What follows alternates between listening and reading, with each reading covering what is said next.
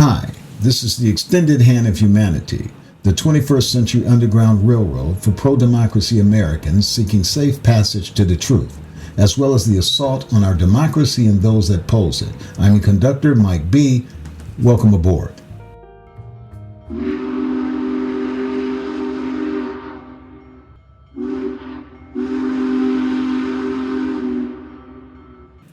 During the reign of Nazi Germany, German children were told that Hitler was sent from God, that he was their faith and light, portraying him as a divine prophet rather than a politician. Sound familiar? Some will say it is dangerous and unfair to compare Trump to Hitler, that Trump is not guilty of the atrocities of Adolf Hitler, to which I would concede. But I would argue that it is more dangerous not to point out similarities where they exist now, rather than later when it could be too late. I would remind them that his current vice president took those similarities much further than I am, and that Hitler did not start where he ended, and neither did those that followed him down that slippery slope of grievance, anger, and bigotry. While Trump is also a racist, unlike Hitler, he is not an ideologue. He is a narcissist with an endless hunger for wealth and power. His racism comes from actions, deeds, and expediency.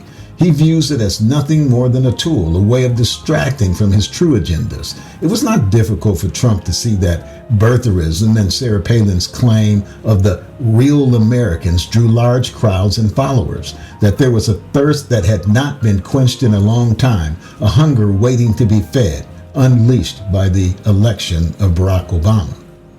If Trump is to be successful in his quest for unbridled power and access to the American people's capital, he must desensitize, normalize, disrupt, and corrupt using these WMDs, weapons of mass distraction, all aimed at dismantling our government.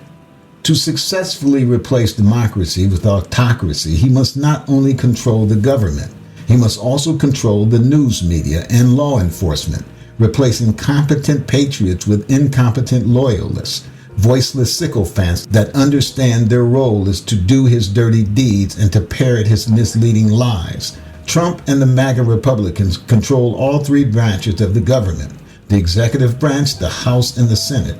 And while they are supposed to be three separate bodies of government, there aren't under Donald Trump. They are all taking their marching orders directly from Donald Trump with little to no resistance. Democrats in the House and the Senate are attempting to stop him, but their power is extremely limited. But they can keep us aware by ringing the bell and sounding the alarm. Trump also controls a large portion of the news media, written, cable, and social. Most of the mainstream news media is incapable or reluctant to report on him honestly, and after all this time, they are still refusing to call his lies lies, choosing words far less descriptive. They are completely failing the American people. You will hear me say this in almost all my podcasts because it is so vitally important. All we are asking is that they report the news honestly and accurately. Let me say again, if you control the media, you control the narrative, something Donald Trump and his shadow president Elon Musk know all too well. The purge of law enforcement has already begun. He's purging law enforcement organizations like the FBI, getting rid of competent agents that serve the people and follow the Constitution, attempting to single out hundreds and even possibly thousands of agents that have been involved in cases involving him or his cronies, with the intent of replacing them with those that will serve him, not the law. Those that will not act in the best interests of the American people, but in his best interests. With the assistance of Elon Musk unlawfully obtaining documents that contain our private information and doing so in such a clumsy manner that we should not be surprised if it ends up on the dark web or in the hands of our enemies. Trump is nominating to lead these law enforcement organizations, many with questionable backgrounds filled with improprieties ranging from mismanagement of funds, allegations of corruption, promoting conspiracy theories, and even sexual assault. Like his pick for the head of the FBI. It's hard to find an extremely right-wing social media podcast that Kash Patel hasn't been a guest on, where he has joined in on conspiracy theories about the theft of the 2020 election or spoke of the deep state and completely getting rid of the FBI. And this is the man that Donald Trump has tapped to head the FBI.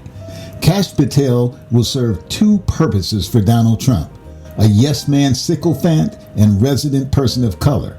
By Donald Trump's grossly inaccurate definition of DEI, Kash Patel is his DEI hire. In the MAGA sphere, he will be seen as nothing more than the Indian version of a post-Civil War Southern House Negro. Do not expect any of Donald Trump's nominees to be competent or capable of leading the massive organizations that he will be nominating them to lead. He is not searching for competence, the brightest and the best person for the job. For him, that is not a requirement. The only requirement is that they worship him and do his bidding. A competent person who is acting in the best interests of the American people would conflict with his agenda.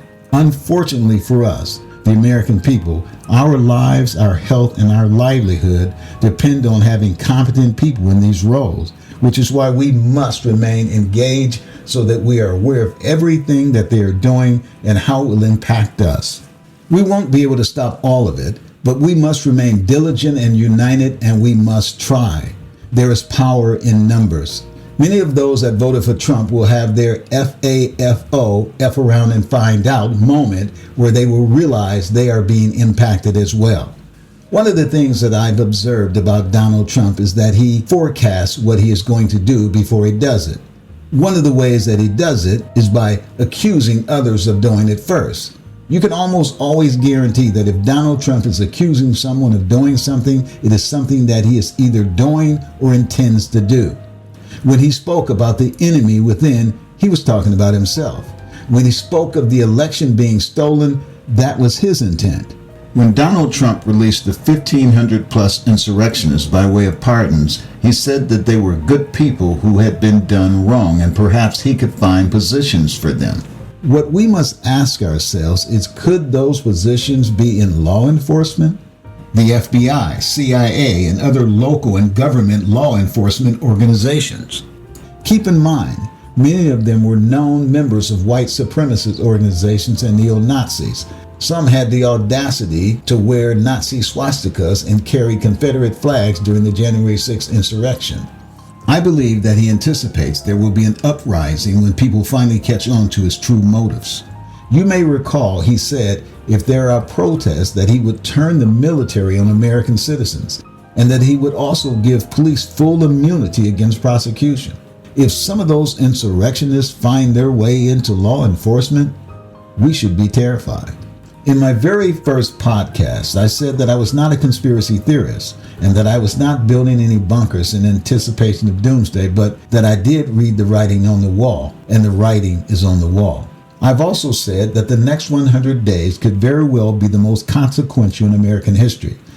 And I said this because I know that Donald Trump and the oligarchs that funded him understand that if they are to be successful in dismantling our government and destroying our democracy, they only have a small window in which to work before the American people catch on. So they will be moving very quickly. Each day they will present a distraction, something new, something devastating, something that could fundamentally change our way of life. We must let them know that we are aware of what they are doing and that we are not going to just sit back and watch it happen. We must remain united. We must use our democratic rights to stop this while we still have them. They're counting on us to roll over and play dead. They're counting on not having much pushed back. They're counting on us to be distracted, unable to focus on more than one thing at a time. They're counting on their ability to desensitize, to normalize, to disrupt, so that in the end they can reconstruct and the oligarchy can move to autocracy and replace our democracy. This is the extended hand of humanity, the 21st century Underground Railroad for pro-democracy Americans seeking safe passage to the truth, as well as the assault on our democracy and those that pose it. I'm your conductor, Mike B. Follow this space.